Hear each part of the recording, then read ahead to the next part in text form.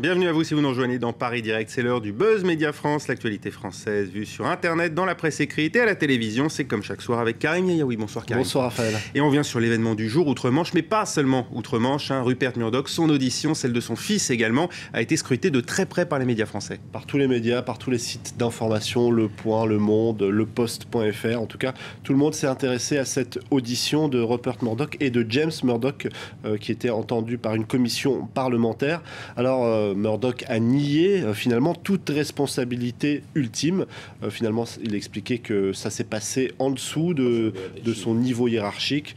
En tout cas, ce qui est intéressant dans cette audience, c'est aussi que Murdoch, vous le disiez en préambule, a alterné les silences, les « je ne me souviens pas »,« je ne me rappelle pas », se tournant souvent vers son fils, cherchant un petit peu une aide. Et d'ailleurs, à plusieurs reprises, les parlementaires ont dit « mais c'est à vous qu'on s'adresse, monsieur Murdoch, et pas à votre fils ». Alors, est-ce que c'était pas une stratégie finalement pour apparaître comme un petit peu ce vieil homme qui a pris ses distances, qui n'a plus forcément les mains dans le cambouis, qui ne sait pas forcément tout ce qui se passe dans son immense empire? En tout cas, c'est peut-être une stratégie adoptée aujourd'hui par Rupert Murdoch. Oui, y compris sur des déclarations qu'aurait faites Rebecca Brooks au début des années 2000. Et là, on a peine à croire effectivement que Rupert Murdoch avait déjà lâché totalement son emprise sur le groupe à cette époque. Notamment en 2003, où elle avait été assez explicite.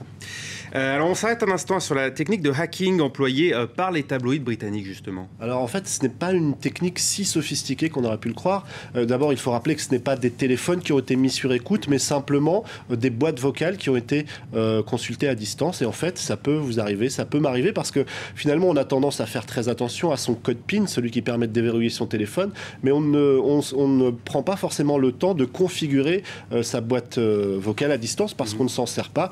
Et finalement, c'est assez facile, surtout si on a comme aide des détectives privés expérimentés, de se procurer des numéros de téléphone. Et à partir de là, c'est très facile d'écouter une boîte vocale.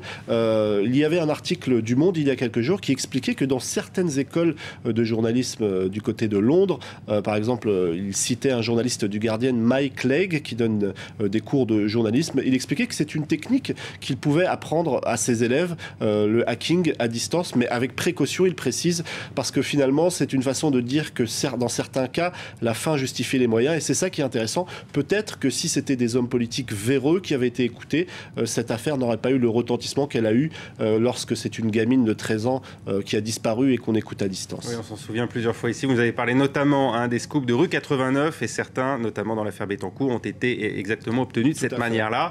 Également, Wikipédia, de manière plus générale, enfin pas Wikipédia, mais Wikileaks, pardon, je fais un mauvais rapprochement, mais Wikileaks aussi a obtenu quand même un certain nombre d'informations classées confidentielles.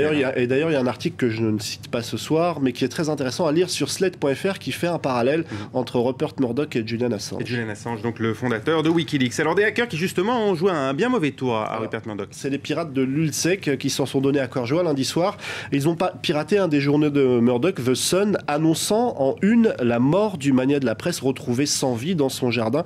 En fait, les pirates ont détourné les internautes vers une fausse page plutôt bien imitée. Ils ont prévenu, ce n'est que la première phase d'une série d'attaques contre News Corp, et il défie même Murdoch. Arrêtez-nous, nous sommes l'imparable génération du hacking.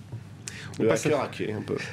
Le hacker hacké, l'arroseur arrosé. On passe à une autre affaire, celle-là, l'affaire DSK, le volet français, c'est-à-dire l'affaire Tristan Banon, qui connaît un rebondissement assez inattendu. Assez inattendu et assez retentissant. C'était à lire notamment sur l'Express. Alors, la mère de Tristan Banon a été entendue mercredi dernier. Elle a livré des révélations fracassantes, puisqu'elle a admis avoir eu une relation intime avec Dominique Strauss-Kahn. C'était en 2000, c'était dans les locaux de l'OCDE. Elle explique que c'était une relation consentie, mais que tout de même, il y avait de la brutalité dans cette histoire.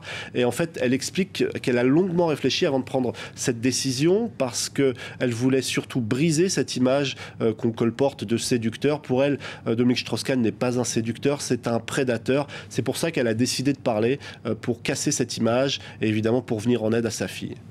Et cette affaire rejaillit sur celui qui avait été le premier bénéficiaire du retrait de Dominique Strauss-Kahn dans la course des primaires socialistes, François Hollande. Alors je vais vous montrer cette une du Figaro. Alors elle fait couler pas mal d'encre, parce qu'on aperçoit... Il a demandé d'ailleurs aujourd'hui à être entendu. Exactement, le plus rapidement possible, parce que quand on voit cette une, on a l'impression que c'est un petit peu lui le coupable. Évidemment, du côté du Parti socialiste, il y a eu énormément de réactions. On parle de presse à scandale. Pourquoi le Figaro fait une telle une au moment où il y a beaucoup d'actualités? alors qu'ils auraient pu évidemment titrer sur Murdoch ou sur les soldats français de retour d'Afghanistan.